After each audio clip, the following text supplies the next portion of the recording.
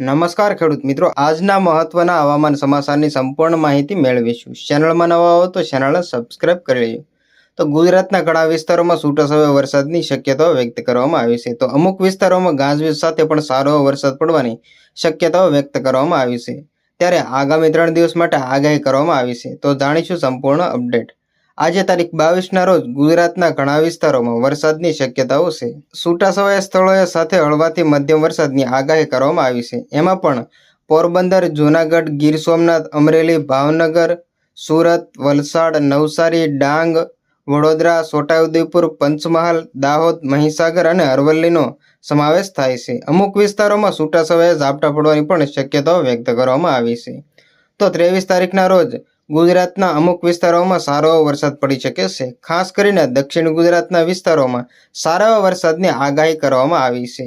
અમુક જિલ્લાઓની વાત કરીએ તો પોરબંદર, જૂનાગઢ, ગીર સોમનાથ, અમરેલી, ભાવનગર, બનાસકાંઠા, સાબરકાંઠા, અરવલ્લી, મહીસાગર, પંચમહાલ, દાહોદ, છોટાઉદેપુર, ભરૂચ, નર્મદા, સુરત, તાપી, નવસારી, ડાંગ અને વલસાડમાં વરસાદની આગાહી કરવામાં આવી છે.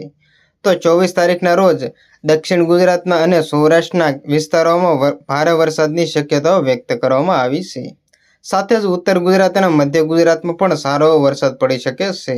દેવભૂમિ દ્વારકા, મોરબી, સુરેન્દ્રનગર, પોરબંદર, રાજકોટ, બોટાદ, જૂનાગઢ, અમરેલી, ગીર સોમનાથ, ભાવનગર, વડોદરા, નર્મદા, ભરૂચ, સુરત, તાપી, ડાંગ, નવસારી અને વલસાડમાં અમુક વિસ્તારોમાં ગાજવીજ સાથે તો અમુક વિસ્તારો મધ્યમ વરસાદની આગાહી કરવામાં આવી છે. જ્યારે કચ્છ, બનાસકાંઠા, પાટણ, મહેસાણા, અમદાવાદ, ગાંધીનગર, આણંદ, ખેડા, સાબરકાંઠા, અરવલ્લી, મહીસાગર, પંચમહાલ અને દાહોદમાં છૂટાછવાયા વિસ્તારોમાં હળવાથી મધ્યમ વરસાદની આગાહી કરવામાં આવી છે.